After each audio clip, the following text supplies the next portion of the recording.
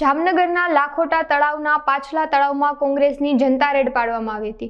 ₹30 કરોડના ખર્ચે તળાવનું બ્યુટિફિકેશન કરવામાં આવી રહ્યું છે, ત્યારે બહારથી માટી તળાવમાં નાખવામાં આવતા તળાવ બુરાઈ ગયું હોવાના કોંગ્રેસ દ્વારા આક્ષેપો લગાડવામાં આવ્યા છે।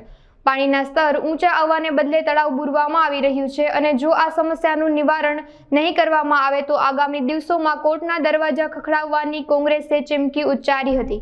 આજરોજ અમે કોંગ્રેસ પરિવારના સભ્યો ચૂંટાયેલા વિપક્ષના સભ્યો સાથે રાખી જે પાટલા તળાવમાં બ્યુટિફિકેશન નામનો જે ભ્રષ્ટાચાર ચાલુ છે તેની વિઝિટ લેવા ગયા હતા।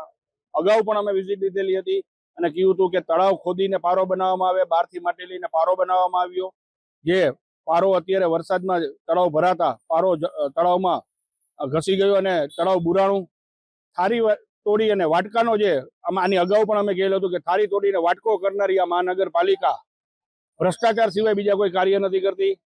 અમારી આજ વિપક્ષના સભ્યો દ્વારા માગણી છે કે આમાં જવાબદાર અધિકારીઓ ઉપર કાર્યવાહી કરવામાં આવે, જે કોન્ટ્રાક્ટર છે તેને બ્લેકલિસ્ટ કરવામાં આવે અને જો આમાં કોઈ પણ જાતની કાર્યવાહી નહીં કરવામાં આવે તો વિપક્ષ પ્રજાને સાથે રાખી અને ઉગ્ર આંદોલન કરશે અને જો જરૂર પડશે તો અમે કોર્ટનો દરવાજો પર ખખડાવશું।